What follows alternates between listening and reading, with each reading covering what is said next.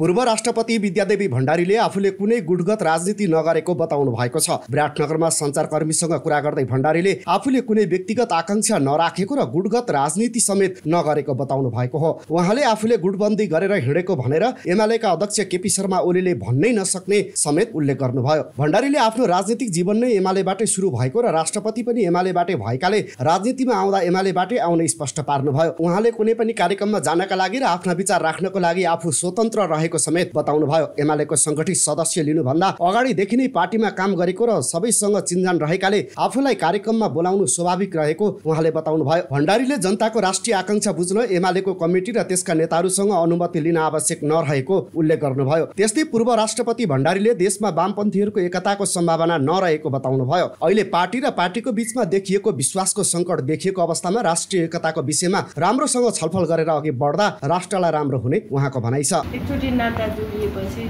रायको भइरहन्छ हुन त मान्छेहरू पार्टी फेरबदल गर्छन् होइन, त्यो बेग्लै कुरा हो। तर म चाहिँ त्यस्तो व्यक्ति परेँ कि जुन बेला मेरो सारा अब जहाँ जन्मियो हुर्क्यो होइन, जुन मेरो समाजबाट आजको मितिसम्म आउँदाखेरि एउटै लाइनमा म छु। तपाईँहरूले यसो हेर्नुभयो भने बुझ्नुहुन्छ, हिजोदेखि नै वामपन्थी आन्दोलनमा लाग्यो र त्यसको पनि एउटा खास धारा एउटा सङ्गठनमा हामी आयौँ र अहिलेसम्म नै म राष्ट्रपति हुँदाखेरि पनि नेकपा एमाले प्रस्ताव गरेर अरू वामपन्थी र अरू केही क्षेत्रीय पार्टीहरूले समेत समर्थन गरेर म त्यसको राष्ट्रपति भएको। अब विद्या भण्डारी पार्टीगत राजनीतिमा आउँदा के हुन्छ, कहाँ जानु होला भन्ने प्रश्न होला होइन। त्यसो हेर्दाखेरि त पार्टीगत रूपमा हेर्दाखेरि त म जुन पार्टीबाट जन्मी हुर्केर यो स्थानमा पुगेँ त्योभन्दा फरक त सोच्न सकिने कुरा भएन होइन। अब त्यो विषयमा त मलाई अहिलेको नेकपा एमालेको वर्तमान अध्यक्षज्यू केपी शर्मा ओलीज्यूले मलाई नै तोकेरै ताकेरै भन्नुभयो होला भन्ने चाहिँ मलाई लाग्दैन। लक्ष्य चाहिँ देखिन्छ। अब म कहिले गुट नगरेर मेन स्ट्रिमको राजनीति पोलिटिक्स गरिरहेको मान्छे उहाँले त भन्नै मिल्दैन। लक्ष्य तपाईँहरूको त गलत अर्थ होला भन्ने मलाई लाग्छ। अब पार्टीमा मतलब त्यसरी सक्रिय राजनीतिमा आउँदाखेरि अध्यक्ष म हुने कुराले अरू आकाङ्क्षीहरूलाई पनि त केही मनमा प्रश्नहरू उठाएको हुनसक्छ नि त होइन। अब त्यसलाई भनेको हो कि, तर मलाई चाहिँ के लाग्छ भने हाम्रो नेकपा एमालेको आदरणीय अध्यक्षज्यूले विद्या भण्डारीलाई चाहिँ प्रतिस्पर्धी देखेर यो कुराहरू धारणाहरू व्यक्त गरिरहनु भएको छ भन्ने चाहिँ मलाई चाहिँ पटक्कै लाग्दैन होइन। उहाँले भनेको के हुनसक्छ भने मेरो चाहिँ मैले विश्लेषण गर्दाखेरि अब महाधिवेशन आउँछ, महाधिवेशनमा त नेतृत्व निर्माण हुन्छ होइन। त्यसो हुँदाखेरि तिमीहरू चिन्ता नगर, हामी मिलाएर गर्छौँ भनेर कार्यकर्तालाई आश्वस्त गर्न खोज्नु भएको हुनसक्छ। देशको राष्ट्रपति भइसकेको मान्छे होइन, पार्टीगत हिसाबले भन्ने हो भने पनि अब मैले अब सङ्गठित सदस्य लिनुभन्दा अगाडिदेखि नै म पार्टीमा काम गरेको। अब चिनजान ठुलै छ, समाजका अरू होइन क्षेत्रहरूको पनि चिनजान हुन्छ। अब एउटा देशको परिचित व्यक्ति भएको नाताले मलाई कार्यक्रममा बोलाउनु स्वाभाविकै हुन्छ होइन। त्यसो हुँदाखेरि अब मैले पनि समाजसँग त साक्षात्कार त गर्दै गर्नु पर्यो, हेरगाह गर्दै गर्नु पर्यो।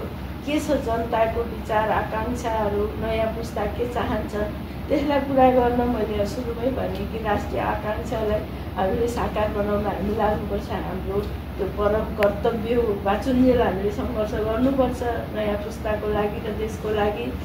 त्यो हिसाबले म देशभित्र घुमघुम गर्न नेकपा एमालेका कमिटीहरू र नेताहरूसँग मैले अनुमति लिइरहनु पर्दैन। प्रधानमन्त्री केपी शर्मा ओलीले विद्यार्थीहरूले चाहेको विषय पढ्न पाउने गरी विश्वविद्यालयलाई तयार गर्नुपर्ने बताउनु भएको छ। मंगलबार जनकपुरमा राजर्षि जनक विश्वविद्यालयको प्रथम दीक्षान्त समारोहलाई सम्बोधन गर्दै प्रधानमन्त्री ओलीले आफूलाई इच्छा लागेका विषयहरू पढ्न पाए उनीहरूले आफ्नो प्रतिभा देखाउन सक्ने भएकाले चाहेको विषय पढ्न पाउने गरी विश्वविद्यालयलाई तयार गर्नुपर्ने बताउनु भएको हो। उहाँले प्रतिभा नभएर नभई आफूलाई इच्छा लागेको विषय पढ्न नपाएर विद्यार्थीहरू फेल हुने गरेको जिकिर गर्नुभयो। उहाँले राजर्षि जनक विश्वविद्यालयबाट दीक्षित भएका विद्यार्थीहरू विश्वका जुनसुकै नागरिकसँग प्रतिस्पर्धा गर्न अब्बल साबित हुने विश्वास व्यक्त गर्नुभयो। प्रधानमन्त्री ओलीले पश्चिममा विश्वविद्यालयहरू नेपालमा भन्दा करिब 1800 वर्षपछि मात्र स्थापना भएको उल्लेख गर्नुभयो। विभिन्न संकाय र तहका 125 विद्यार्थी दीक्षित भएको राजर्षि जनक विश्वविद्यालयले जनाएको छ। फेल किन हुन्छन् विद्यार्थी भने प्रतिभा नभएर, या त उसले हरेक मान्छेमा एकै प्रकारको ट्यालेन्ट सिक्यो, जिनियस बेग्लै प्रकारको ट्यालेन्ट। राम्रो क्रिकेटरलाई अर्को खेल खेल्न लगायो भने त्यसले नजान्न सक्छ। राम्रो फुटबलरलाई डान्सिङमा लगाइदियो भने, नृत्यमा लगायो भने राम्रो नजान्न सक्छ। राम्रो गायकलाई गायिकालाई खेलकुदमा लगाइदियो भने राम्रो नजान्न सक्छ। त्यसकारण कसको कुन ठाउँमा प्रतिभा छ त्यो पत्ता लगाउने र त्यो प्रतिभा उसको रुचिको विषय उसले पढ्ने अवसर पाउनुपर्छ। रुचिको विषय पढ्ने उपयुक्त अवसर प्राप्त गर्यो भने हरेकमा भएको, अघि राजेन्द्र प्रसाद विमलजीले कुरा गर्नुभयो, पोटेन्सियल, त्यो पोटेन्सियल प्रस्फुटित हुनुपर्छ। नत्र भने पोटेन्सियल दबेर बस्छ। पढ्न पाएन भने, उसले सिक्न पाएन भने ऊ मूर्ख जस्तो गरेर बस्न बाध्य हुन्छ। उसले अवसर पायो भने पक्रिने मौका पाउँछ। आफूले रोजेको विषयमा अवसर पाएर काम गर्न पायो भने उसले प्रतिभा तब प्रस्फुटित गर्न र विकास हुन्छ। जे होस्, तपाईँहरू यस ठाउँमा पुग्नुभएको छ र अब तपाईँहरू पौडी खेल्न सिक्नुभएको छ, पौडी खेल्न उत्तीर्ण हुनुभएको छ। अब तपाईँहरू अझ ठुला पोखरीमा, अझ ठुला खोलाहरूमा पौडी खेल्न अगाडि बढ्दै हुनुहुन्छ। यहाँको विश्वविद्यालयको पहिलो व्यवस्थित विश्वविद्यालयको उमेर 2800 वर्ष। पश्चिम आज जुन ज्ञानको भण्डार भनिन्छ त्यो ठाउँको प्रथम विश्वविद्यालयको उमेर 450 वर्ष। त्यसो भएर यो कति अगाडि छ भन्ने कुरा कमसेकम 2300 वर्ष अगाडि छ। जति बहस गरे पनि ल, त्यो चर्च जहाँ शिक्षा पनि दिइन्थ्यो भन्ने हिसाबले विश्वविद्यालय भनेर भनिएको छ, त्यसलाई 1000 वर्ष अगाडिको मान्ने हो भने पनि 1800 वर्ष अगाडि शिक्षाका लागि विश्वविद्यालयका हामी अगाडि छौँ भन्ने कुरा त निर्विवाद छ। त्यति पुरानो शिक्षाको परम्परा हाम्रो ठाउँमा छ र त्यस्ता उस बेलादेखि अभ्यास गरेका अभ्यस्त विद्वानका सन्तान हाम्रा भाइ। प्रतिनिधि सभा अन्तर्गतको राज्य व्यवस्था तथा सुशासन समितिले नेपाल नागरिकता ऐन 2063लाई संशोधन गर्न बनेको विधेयक पारित गरेको छ। सिंहदरबारमा मंगलबार बसेको समिति बैठकले सर्वसम्मत रूपमा नेपाल नागरिकता ऐन 2063लाई संशोधन गर्न बनेको विधेयक पारित गरेको हो। सरकारले नेपाल नागरिकता ऐन 2063लाई दोस्रो पटक संशोधन गर्न विधेयक ल्याएको हो। समिति सभापति रामहरि खतिवडाले नेपाली नागरिकलाई नागरिकता विहीन हुने अवस्था अन्त्यका लागि सरकारले ल्याएको उक्त विधेयक पारित भएको जानकारी दिनुभयो। सबै समिति सदस्यहरूको समितिमा सर्वसम्मत रूपले विधेयक पारित भएको उहाँले बताउनुभयो। यसअघि बैठकमा गृहमन्त्री रमेश लेखकले वर्तमान सरकार गठन भएको 11 महिनामा नीतिगत, कानुनी र संरचनात्मक सुधार गर्ने र त्यसमा नागरिकता सम्बन्धी विधेयक महत्त्वपूर्ण रहेको बताउनुभयो। गैर आवासीय नेपालीले प्राप्त गर्ने नागरिकताका विषयमा संविधानमा नै उल्लेख भएकाले थप छलफल गर्न आवश्यक नरहेको उहाँले बताउनुभयो। उहाँले गैर आवासीय नेपालीका विषयमा छुट्टै विधेयक ल्याउन लागि धारणा राख्नुभयो। गृहमन्त्री लेखकले आमाको नामबाट नागरिकता प्राप्त गर्ने संवैधानिक व्यवस्थालाई कार्यान्वयन गर्न विधेयकले थप सहजीकरण गर्ने उल्लेख गर्नुभयो। बाबुको पहिचान नखुलेको अवस्थामा आमाले सो घोषणा गरे नागरिकता दिने विषय विधेयकमा मुख्य रूपमा समेटिएको उहाँले बताउनुभयो। उहाँले नेपाली आमा र विदेशी बाबुबाट जन्मेका सन्तानले अन्य देशको नागरिकता नलिएको भए अङ्गीकृत नागरिकता प्राप्त गर्ने स्पष्ट पार्नुभयो। नागरिकता वितरणका कानुनी जटिलता हटाउन भन्दै सरकारले प्रतिनिधि सभामा माघ 25 गते विधेयक दर्ता गरेको थियो। यो नागरिकता विधेयक असाध्यै महत्त्वपूर्ण विधेयकको रूपमा सरकारले प्रस्तुत गरेको थियो र धेरै नेपाली नागरिकहरू नागरिकविहीन हुने अवस्था सिर्जना भएकोले एउटा पवित्र कार्य अहिले सरकारले गरेको छ। आमाका नामबाट दिने नागरिकता र धेरै अन्य विषयवस्तु पनि कहीँ अप्ठ्यारा थिए भने त्यसलाई जनतामा सहजता लान काम गर्ने गरी विधेयक ल्याएको छ। यो विधेयक सबै मान्य सदस्यज्यूहरूको सहमतिमा सर्वसम्मत रूपमा पास भएको छ। त्यसलाई अनुमोदन गर्न अनुरोध गर्दछु। ल धेरै धेरै धन्यवाद। आज फेरि हामी एक खुड्किलो अगाडि बढेका छौँ। सबैलाई म धन्यवाद दिन चाहन्छु। माननीय गृहमन्त्रीज्यू, यस समितिका मान्य सदस्यज्यूहरू, गृह मन्त्रालयका कर्मचारीज्यूहरू, यस समितिका सम्पूर्ण कर्मचारी साथीहरू, स्टाफहरू, त्यसपछिबाट आउने पत्रकार साथीहरू, यत्रो मेहनतका साथ सबैले यति समय दिएर निजामती नागरिक ऐन पारित गरिदिनु, नेपाल नागरिक ऐन 2063लाई पारित गरिदिनु भएको छ। त्यसका लागि धन्यवाद दिन चाहन्छु। गैर आवासीय नेपाली नागरिकताको बारेमा म धेरै निवेदन गर्दिनँ। संविधानले नै यो व्यवस्था गरेको छ। गैर आवासीय नेपाली नागरिकता आफैमा एउटा नागरिकता हो। फेरि यसमा हामी दुविधामा बस्नु हुँदैन, किनभने यो संविधानको नागरिकता भागमा नागरिकता भनेर उल्लेख गरिएको विषय हो।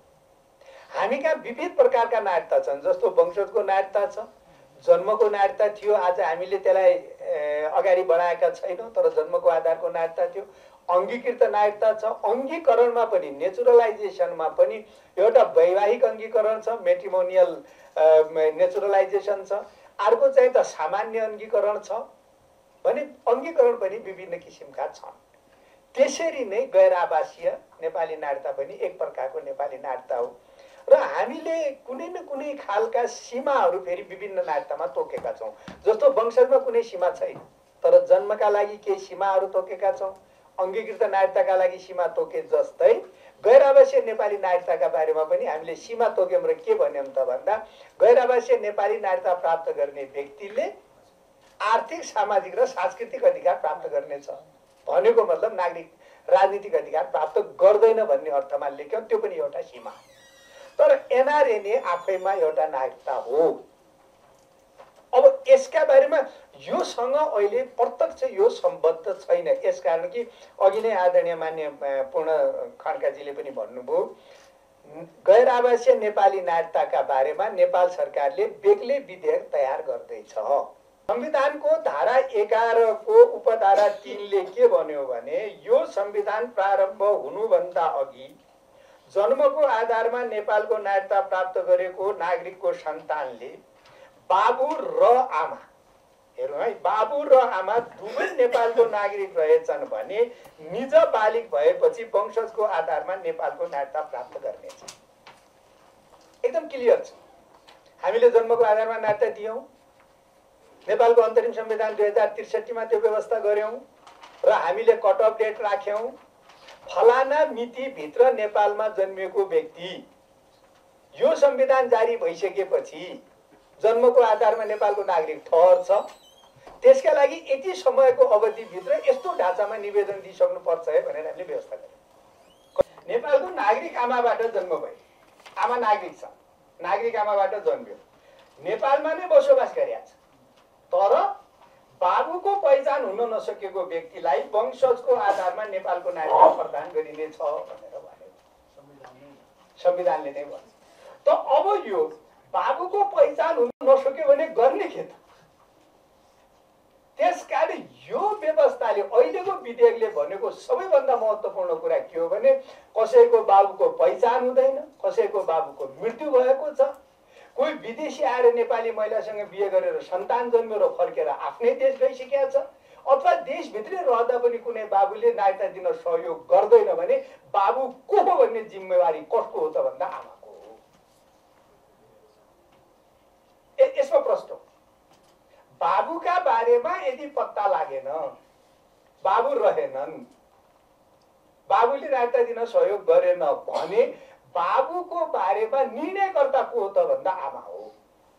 यो विधेयकको सबैभन्दा महत्त्वपूर्ण र सबैभन्दा राम्रो पक्ष के हो त भन्दा सन्तानको बाबु को हो भनेर वडा अध्यक्षलाई सोध्न जाने होइन, छिमेकीलाई सोध्ने होइन, अथवा चाहिँ त प्रमुख जिल्ला अधिकारीलाई सोध्ने होइन, प्रहरीलाई सोध्ने होइन, सोध्ने कसलाई हो? आमालाई सोध्ने हो। आमाले के भन्छ?